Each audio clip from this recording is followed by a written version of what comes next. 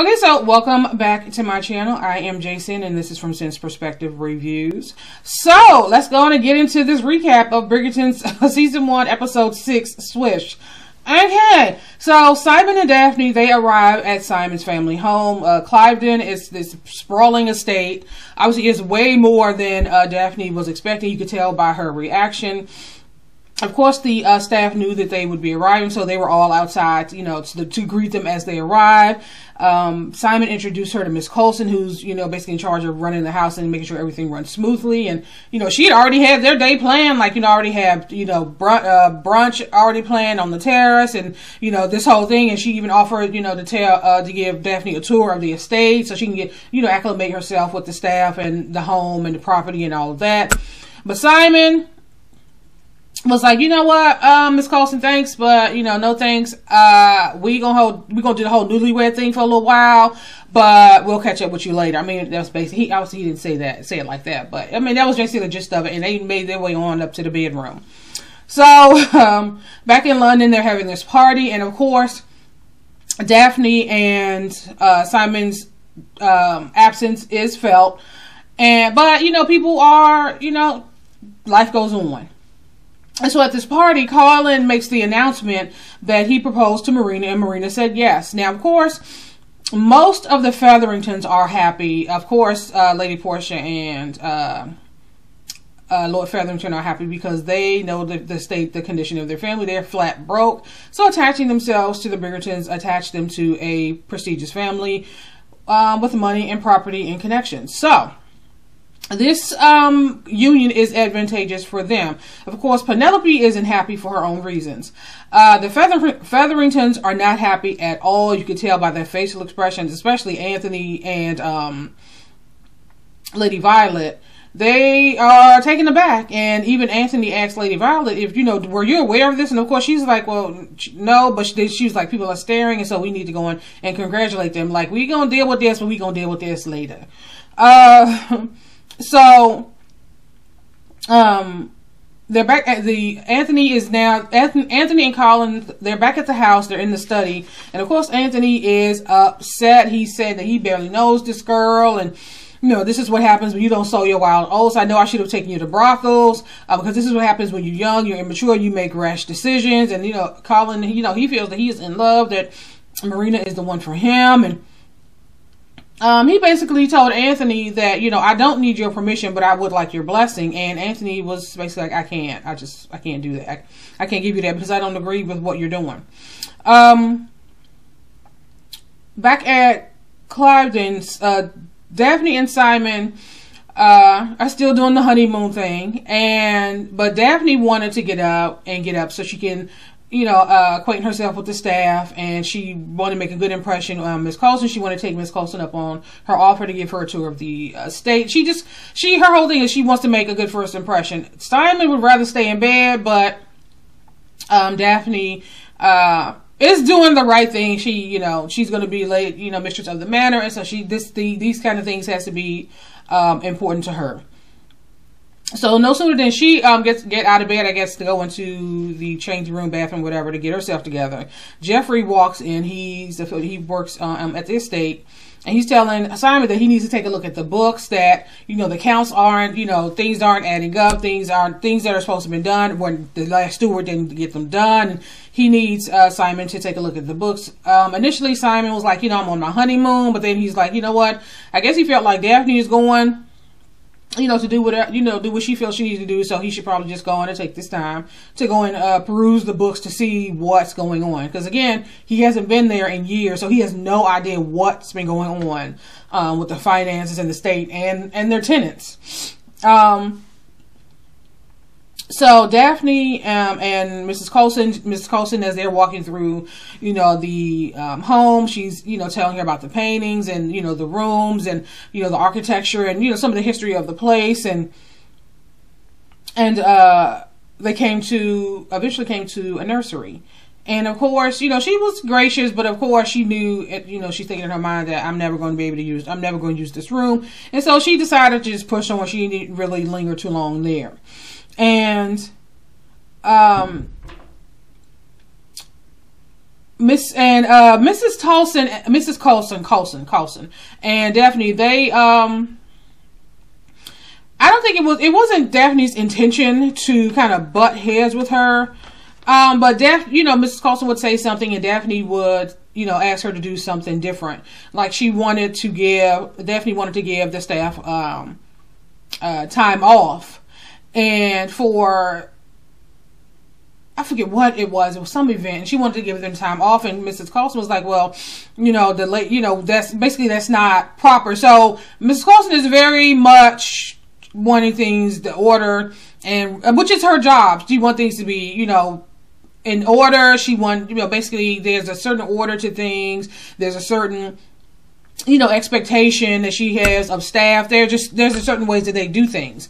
And I think that, while her intentions were good, I think Mrs. Coulson saw that as her, kind of, I don't want to say taking over or taking control. I don't really want to say that, because in the end, she is their mistress. So, I mean, regardless of, how Mrs. Coulson feels about it. But I think that Mrs. Coulson felt like, she's been running the estate for the time being. So I think it is kind of some of that as well. Like there's some pushback because she's been in charge of the estate for such a long time, to now have somebody come in to tell her they want her to do things differently. It's kind of rubbing her the wrong way. Which I'm assuming, which wasn't Daphne's intention, but that's how, it came across. Okay, so later that night, they're having dinner, and it was funny because they, have this long table that seats, I don't know, 15, 20 people, I don't know, that table was long. And so you got Simon all the way on one end, and you got Daphne all the way on the other end, and she was saying something, and he didn't really say anything. She was asking him if he was okay. He was just like, you're so far away. And so, of course, they, decided that she was like, oh, well, I can fix that. So she picked up her plate and her glass. And of course, they're there to do whatever it is that they need, that, Simon and Daphne need them to do. But they are not used to people really waiting on them hand and foot. At least Daphne certainly isn't, to a certain extent. And so it was nothing for her to get up and to walk down the hall, and he got up to get her a chair. And so, the servants are kind of standing around like, okay, then why are we here if they just going to do everything right? And you can kind of see Mrs. Coulson, she's standing outside watching, and that kind of rubbed her the wrong way again, because again, everybody here has a job to do. Everybody's there expected to do their job.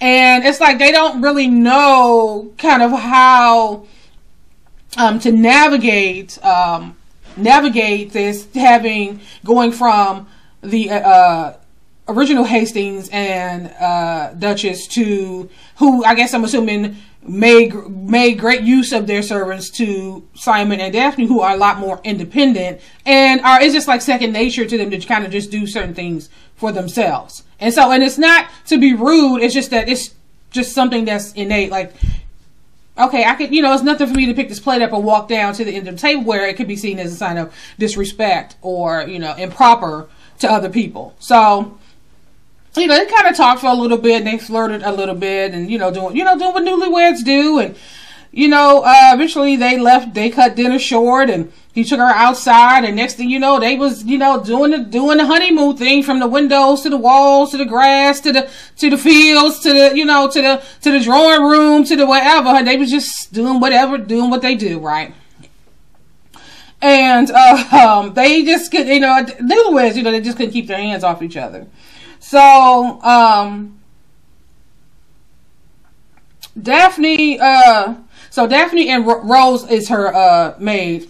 And that's Rose that she took with her when she left. And they were having a conversation, and Daphne brought up the fact that, his inability, to not have children hasn't affected his, I guess, his drive. But that wasn't the word they said, but it did make them laugh. So, but I thought, okay, at first I was thinking, like, why would she say that? I mean, that wouldn't be something that would be well known. That's not something that, especially then, but I guess because she had already talked to Rose about it, and Rose was the one that told her about she has relatives who, had issues conceiving. They never had children, but they're in love, and you know, their lives are rich and full just the same. So I guess she just, at this point, just feels comfortable talking to her about certain things. So back at Bridgerton Manor, Colin comes down for breakfast, and, you know, they're all sitting down initially, and then eventually they all skedaddle so that Colin can talk to their mother. And she was confused. She was like, well, I don't understand. Like, what is so special about Marina? He was like, well, I've been courting her all season. She was like, well, yeah, but you were also, you know, seeing or, you know, courting other people. So I didn't realize that it was that serious. And, you know, she realized that she couldn't really stop him. But her thing was, her words were, you know, she basically wasn't ready for another child to leave the nest so soon. You know, Daphne just left, and so she's, you know, she's really not, she wasn't ready. And so she gave her blessing, you know, she gave her blessing, I guess. But Anthony is still like, anyway. So back at the Featheringtons, back in the drawing room, you had Prudence, Philippa, and Marina. They're talking, and I think Philippa, I don't know if it was Philippa or Prudence that asked, well, you know, maybe he has some friends that he can introduce us to. And Marina was like, I think that all our futures are going to change for the better. And Penelope, of course, she's eavesdropping, and then she eventually walks in and she says, especially Collins. And so Marina goes over and talks to her, and she says to Penelope that she likes her dress, and Penelope thought that she was being sarcastic, and she was like, she was mocking her, and she was like, I don't understand why you would think that. She said, you know, she was telling her that, you know, you've always been a great friend to me, you know, you've, you know, been the one who's been very sympathetic and compassionate to me, and I would hate for things to change. And basically Penelope is not here for the shenanigans. She's not here for the chicanery, especially when it comes to Colin. So eventually Lady Portia walks in and tells Lady Portia and Marina go for her fitting. So they're at the tailor's, and Lady Violet and Eloise are there because she's getting Eloise's dress altered. And Lady Featherington and Marina walk in, and of course they say their hellos, and they talk a little bit, and then Lady Portia pulls Genevieve to the side to talk to her. Now, they have a tab with Genevieve. I don't know the name of her shop, but they're not getting those dresses, and she's definitely not looking to make Marina a dress because they have a balance. And eventually Marina says, she asked Genevieve, like, what part of Paris are you from? And then she starts talking to her in French, and she tells her that her mother is French. And so Genevieve realized that Marina got her, because Genevieve isn't really French. She's British, she's English, but like I said, her and Sienna are friends. They're from the streets, but it's just that Genevieve has the talent, and she's been able to find, you know, make something of herself, do more, right? And so she's been faking this fake French persona for a while, but she sees that Marina saw through that. So she pretty much agreed to do the alterations or make the dress for Marina. Marina didn't tell Lady Portia. She just basically was like, we have an understanding with Genevieve now, so we won't have any problems out of her, at least for the foreseeable future. And Lady Portia didn't ask any questions. She just she wants the dresses. She want whatever the alterations, whatever she needs done. That's all she cares about. How it gets done, she don't care. Eloise, as Genevieve moved on to, I guess, do whatever it is that Lady Portia needed her to do. You kind of see Eloise, she was kind of ear hustling a little bit, and she kind of knows something is off about the situation, but she didn't say anything. Okay, so Daphne and Simon, the tenants are having this fair where, you know, they're having these competitions, and, you know, the baked goods and the whole thing. And so it's, you know, it's a whole thing. So it's this pig competition that they're supposed to judge. And she asked the people, well, what happens with the winner? And the man told her, well, they get slaughtered, they get killed for food. And so she couldn't pick a winner, so she declared them all to be winners. And that came back to bite her in the butt later in the episode.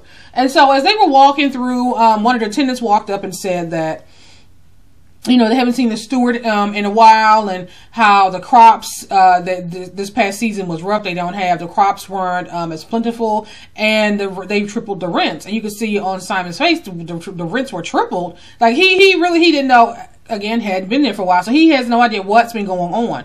And Daphne basically told the tenant that they would look into it, and they'll try to figure something out. And so they continue walking, and this little girl, she could hear her screaming, she crying, she's upset about something, and she runs over and runs up to Daphne. And so Daphne picks her up, and you can kind of see Simon's face, because he knows that she wants children, even though she, you know, she's saying that she doesn't, and she's, you know, willing to deal with that. But he can kind of see how she interacted with the child, and the mom eventually came over, and they talked a little bit. And, you know, as they were walking back to the house, she was asking Simon, like, so what are you going to do about the farmers and the rent situation? And they talked a little bit, and she said, you know, she brought it up. She said, I hope you don't feel some kind of way about the children. I didn't want you to feel. And he was like, well, I was more concerned about, you know, how you would feel, how, you know, making sure that you're okay. Because I know that was something that you wanted. And she was, you know, basically like that she's happy with her life the way it is. She's happy with him. And, you know, he's happy that she's happy. I mean, basically. When they met at the shop, Lady Featherington, Portia invited Lady Violet over for dinner. And so now it's, you know, the evening that they're supposed to have dinner.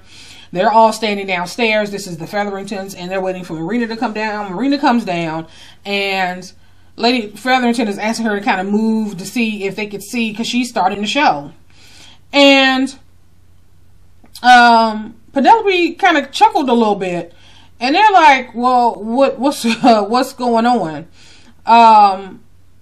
Because Lady Portia wanted to, she's really shooting to move this wedding up to make it, you know, soon. And Penelope was like, you know, Mrs. Bridgerton is a very clever woman. She's very astute, and she's had 8 children. You don't think that eventually she's going to notice something? And so they kind of look concerned, like, well, yeah, you know, she does have a point.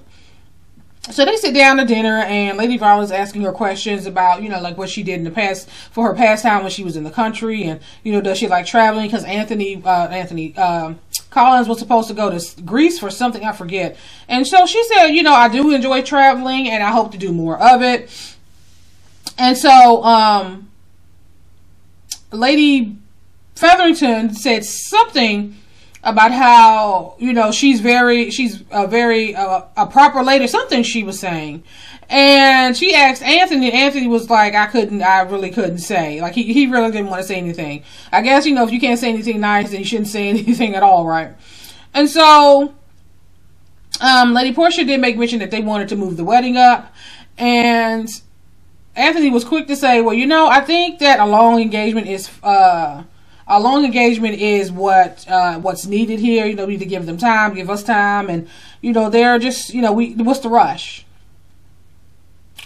After dinner, for some odd reason, Philippa got her behind on the piano, and Prudence decided to sing. So she's standing up there croaking out some little ditty, and Philippa playing the piano, which sounded terrible, only accentuated the fact that Prudence was flat and off key. It was a horrible mess. A horrible mess.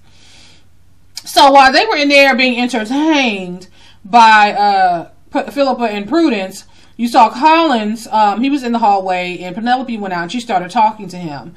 And she eventually told him that Marina was in love with Sir George Cohen. I can't even remember the man's name at this point.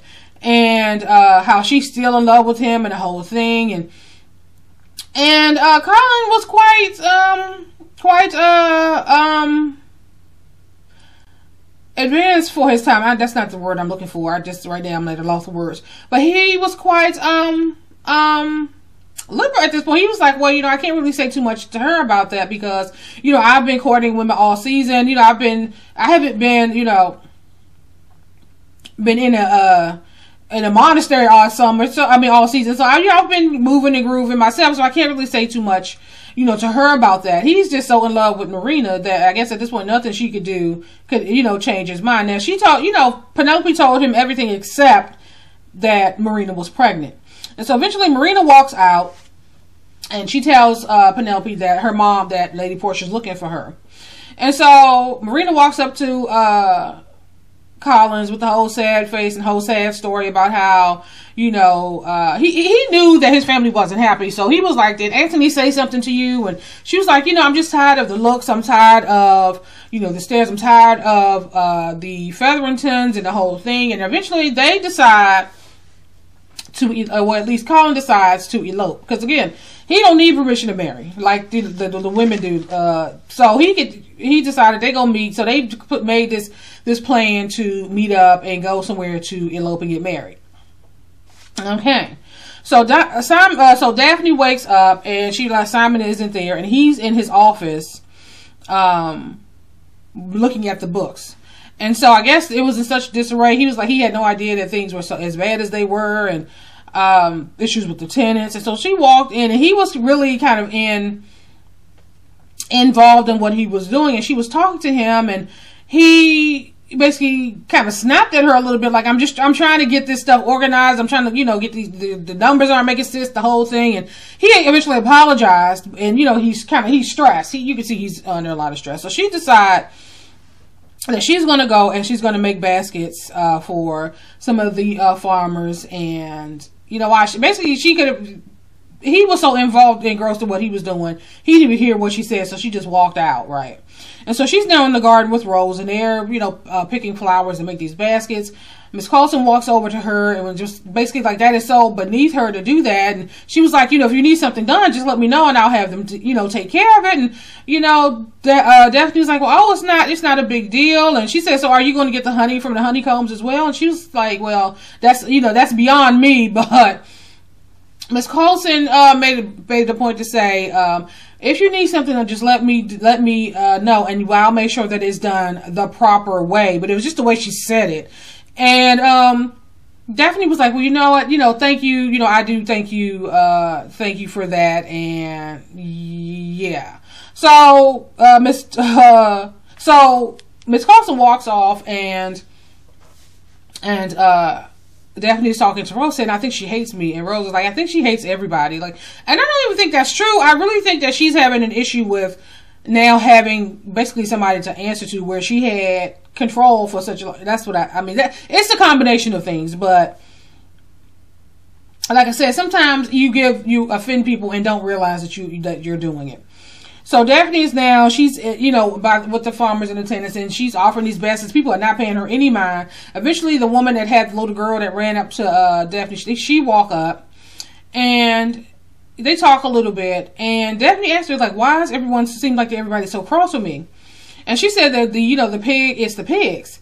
And she was like, the pigs? She said, when they have those fights, whoever wins, they get the contract to supply meat to Cliveden for the year. And so that's, you know, guaranteed income for that family. And so, of course, she was unaware of that when she, you know, declared everybody to be the winner. And so now she said, oh, you know, I didn't know. I'll have to go back and I'll have to correct that. Because, you know, she didn't know that was someone's potential yearly salary income when she made that decision. And so, excuse me, as she was walking back into the house, she saw that the people were moving furniture around, and Simon was like, he's moving his office from one side of the house to the other. And she was like, well, what happened? Why are you doing that? And he kind of got distracted and was telling people, you know, kind of directing people. And this was when she took the time to sit down, and she asked Mrs. Coulson if they could talk, and they sat and had tea. And she basically apologized. She was like, you know, my mother told me that when I married that I would be, you know, in charge of a house, but I didn't realize that it would be, you know, a house this grand. And, you know, she apologized, like, if she's made some missteps along the way, and that she does appreciate Mrs. Coulson's input and assistance. And that's when Mrs. Coulson started going into Simon, and how, you know, he was away for such a long time, how he grew up there. He grew up there. He spent most of his time alone. They pretty much raised him. And She talked about, you know, his mom and how she had issues conceiving, and I guess she had several miscarriages, and the doctor told her that, you know, she should stop, you know, trying or stop not to have children. And eventually she had Simon, and she died. And I think this was the first time that Daphne heard about Simon's mom and how she passed away. Obviously she knew she passed away, but I don't think she knew the details. So back at Featherington Manor, Penelope is in her room. Lady Portia walks in, and she sees that Penelope isn't ready. They're having some dinner guest. Penelope is saying, you know, faking like she's sick, and that she just, you know, she can't go to dinner that night. And so when they all went to dinner, Penelope went into Marina's room looking for the letters, looking for the proof. And so they talked, and Marina actually took the letter from her and burned it. And this is when Marina finally realized that she was in love with Colin. And she basically was a straight up bitch to Penelope, basically saying that I have to, you know, be honest with you, and I have to, you know, I have to make difficult decisions. I have to make the decision that's best for me, what's best for me and my child. And, you know, I have to be honest that Colin doesn't love you. He sees you the same way he sees Eloise, like as a little sister, but he sees me as a wife. And, you know, I'm sorry that hurts you, but I can't worry about your feelings because this is about my future, da da da da. So, of course, Penelope is pissed. She's upset, and so she left crying. So Daphne walks into the office. Of course, Simon is still working, and she was asking him if he was, you know, coming to bed. He didn't realize what time it was. And so they, he was telling her that he wished he hadn't stayed away that long as he did. And she was asking him, well, why did you? And they talked a little bit, but he really wasn't giving her too much. And they end up having sex. And I guess just as he was about to climax, he pulled out, and, you know, that went somewhere else. And it made her think, and her wheels started turning. So next thing you know, she goes to the servants' quarters to find Rose. And she sat down with Rose, and she asked Rose, basically, how are babies made? And so Rose was like, your mom did? She was like, my mother never told me anything. And she was like, I want to know in detail. And so you never see the conversation that was had, but you do see Daphne. She's now there at dinner, and you can hear Simon talking. He's talking about the books and the farms and the accounts, but it's almost inaudible because Daphne, her mind was far away, so she wasn't really listening to him. Later that night, she kind of just, you know, she was still deep in thought. And I guess he thought, you know, wanted to get frisky, but he see that she wasn't in the mood. He just turned over and went to sleep. So the next morning, Daphne, he woke up and Daphne was gone. And that's because she had gone back to the village to select a winner. And it was the guy who was complaining about the rent that had doubled. And I guess she declared him the winner. And so I guess he got the contract to deliver meat, to provide meat for Cliveden for the rest of the year. And so you can kind of see she told the guy to go ahead, he go on with the horse and carriage, and that she would walk the rest of the way back. You can kind of see that she was deep in thought.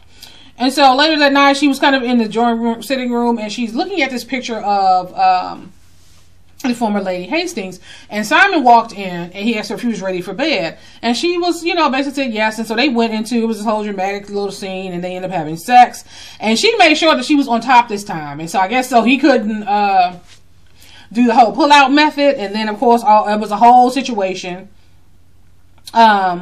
And she realized that it's not a medical reason why he doesn't want it. He can't have children. It's that he doesn't want children. And she felt like she was cheating, that he had lied to her. And he said, I told you that I wanted to go on with the duel. You decided that you wanted to marry me. I mean, yeah, it was a bit of a manipulation, but at the end of the day, she did. She realized that there was a chance that she would never have children with Simon, and yet she continued on. Granted, his life was hanging in the balance, so it was a lot. So she felt like he had lied to her, that he, you know, has been lying to her. He's been using her naivete against her, because I mean, every time they've had sex, I guess it's been the same thing. And you know, until she wised up and asked the question, she would have never known.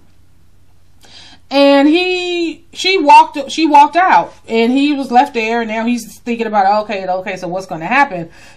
Excuse me. And so Eloise, she's sitting outside. I mean, she's not smoking this time, at least. And her and Penelope had spoken in a while. And Penelope shows up. She can see Penelope, and Penelope just breaks down crying.